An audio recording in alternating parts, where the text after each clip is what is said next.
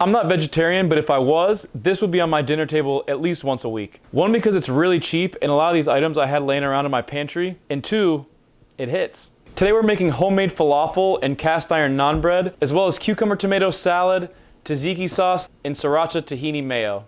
Let's do it.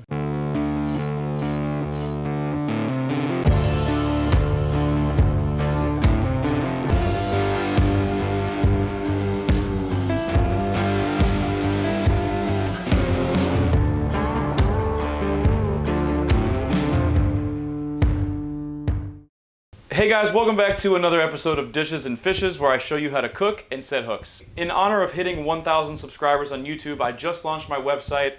Check it out. I got some hats, I got some shirts, I got some recipes on there and some other content. I'll continue to update it throughout the course of this channel, but check it out, dishesandfishes.com. It's got a nice ring to it. Alright, so today we are making falafel, homemade naan bread, and some other fixins. So let's get into it. Alright guys, so we're going to make 5 different things today. We're going to make the naan bread, the falafel, the Sriracha Tahini mayo, the tzatziki sauce, and the tomato cucumber salad. So let's start with the cucumber tomato salad. You'll need half a cucumber, a quarter of a red onion, 2 Roma tomatoes, and some oregano or marjoram if the grocery store is out like mine was. Anytime I work with whole cucumbers, I like to just peel 3 stripes in it just because it looks nice, especially if you do it in discs. For a salad, it looks really nice. So once I have it peeled partially, I'm going to split it down the middle, and then I'm going to remove all of the seeds using a spoon. These seeds kind of just add like a slimy, goopy, non-pleasant texture to anything. If I'm eating cucumbers raw in a salsa or something, I always take them out. Once I have all of this slime goop out, I'm going to cut the cucumber into manageable sections and strips and dice it finely for a salsa. Again, make sure these chunks are bite-sized, take your time, and dice them small. Then I'm going to put those in my salsa bowl and do the same thing with my Roma tomatoes, split them in half, cut little V's at the top to remove the stem portion, and then I'm going to squeeze out the slimy bits. Similar to the cucumber, I don't want those slimy, seedy bits in my salad, so I'm going to just squeeze the halves of the Roma tomatoes into my scrap bucket and remove all of the slime juice stuff. Same deal as before, going to give those a nice fine dice, bite-sized little pieces, and put them in the same bowl as my cucumbers.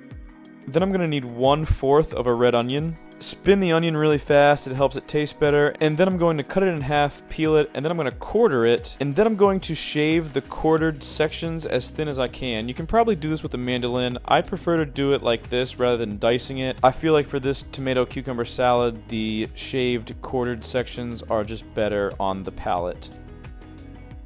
And then I have my fresh herbs. Normally I use oregano, like I said. The grocery store is out, so I use fresh marjoram, and it was actually quite good, so I think either one gets the nod from me. Give them a rough chop. I'd say probably a 1/4 cup or less of herbs, and that should be enough.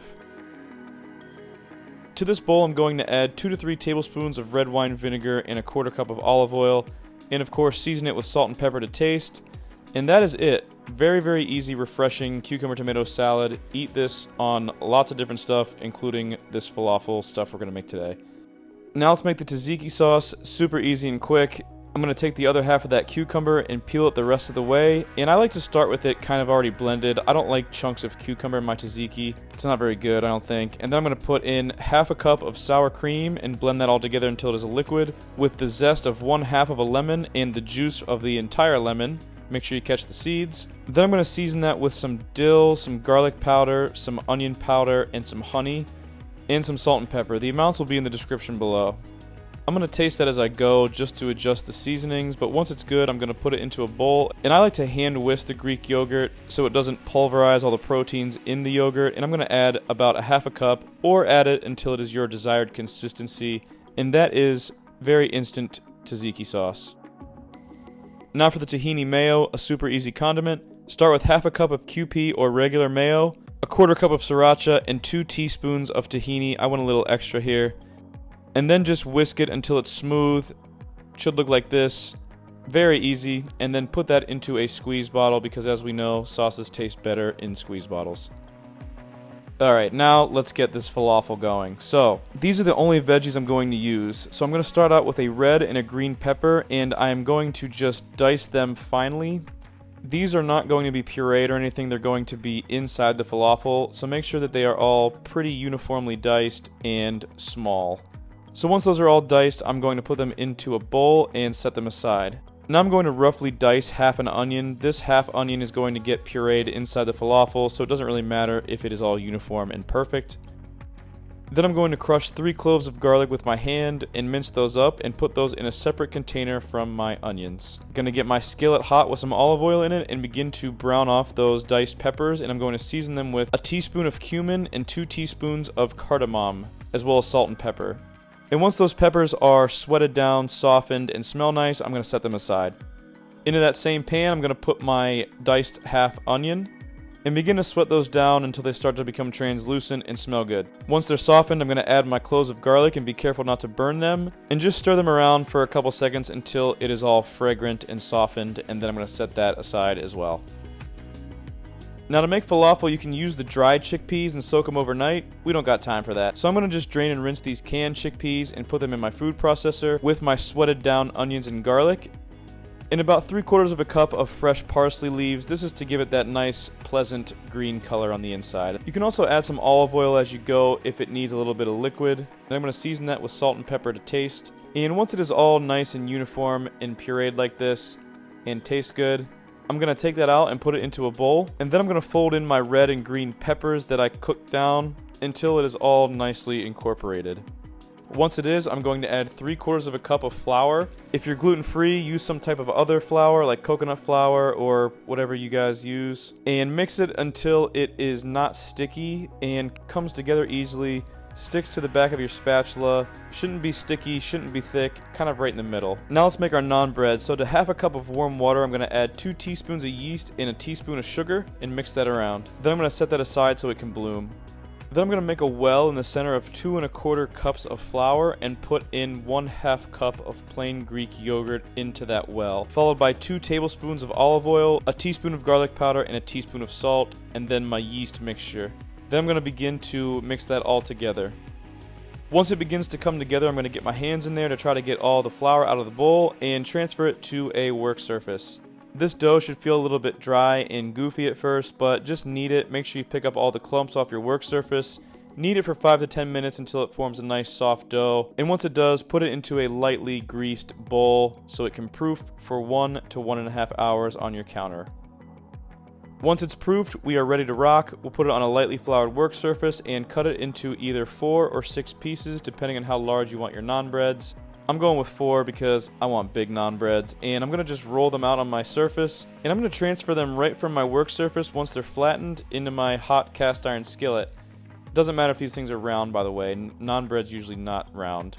So I'm going to put it into my lightly oiled hot cast iron pan. You know the pan is hot enough if as you're cooking you get these nice little bubbles that form. That's kind of the traditional naan bread mark of excellence. You can see in this time-lapse shot the bubbles are forming. And I'm going to take a peek underneath, not going to hurt anything, and once it's your desired brownness, give it a flip, let it cook for another 1 to 2 minutes on that side. Naan bread is an awesome recipe to know because you can do so many things with it. You can deck it out with butter, you can make pizza with it, you can use it in a recipe like this. It is just like a nice, I don't even know how to describe this. Slow motion rip. Naan bread is like light and heavy and awesome at the same time. I don't know how to explain it, but it's freaking delicious. Just make this. After I have my naan breads made, there's 2 ways that you can make these falafels. The first one is pan frying them. So I'm going to form little patties with them and put them into my cast iron pan with a little bit of hot oil. And once they're brown, I'm going to give them a flip and just let them crisp up, kind of like a crab cake. But this is the more common way, I would say, to make falafels at home. The other way, and the better way, obviously, is deep frying them. Everything deep fried is banging. It's just fact. So I'm going to put these things into a ball rather than a patty and drop them in some 350 degree oil. And they cook pretty fast, 2 minutes I'd say. And once they're golden brown, they are done and they are crispy and they are going to be good. There's a million different ways you can plate this dish up, but here's just an idea for you. You can cut your naan bread into little triangles, followed by your deep fried circle falafels. Put little dollops of tzatziki sauce on top of the falafels, followed by the cucumber tomato salad on either side of it, topped with a drizzle of your Sriracha Tahini.